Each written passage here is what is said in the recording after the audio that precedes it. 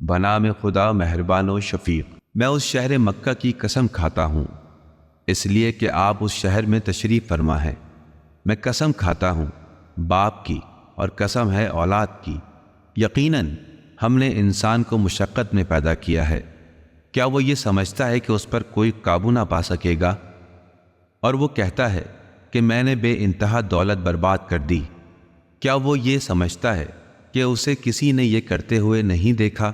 کیا ہم نے اس کے لیے 2 آنکھیں نہیں بنائیں، اور اسے زبان اور 2 ہونٹ نہیں بخشے، اور ہم نے اسے دونوں راستے دکھا دیے؟ وہ تو دشوار گزار گھاٹی میں داخل ہی نہیں ہوا۔ اور آپ کیا سمجھتے ہیں کہ وہ گھاٹی کیا ہے؟ وہ کسی گردن کو غلامی سے آزاد کرانا ہے، یا فقر و فاقے کے دن کھانا کھلانا ہے؟ ایسے یتیم کو جو قریبی رشتہ دار ہو، یا مسکین کو جو خاک نشین ہو۔ پھر یہ کہ وہ شخص ان لوگوں میں سے ہو جو ایمان لائے اور انہوں نے صبر کی تلقین کی اور باہم رحمت و شفقت کی تاکید کرتے رہے۔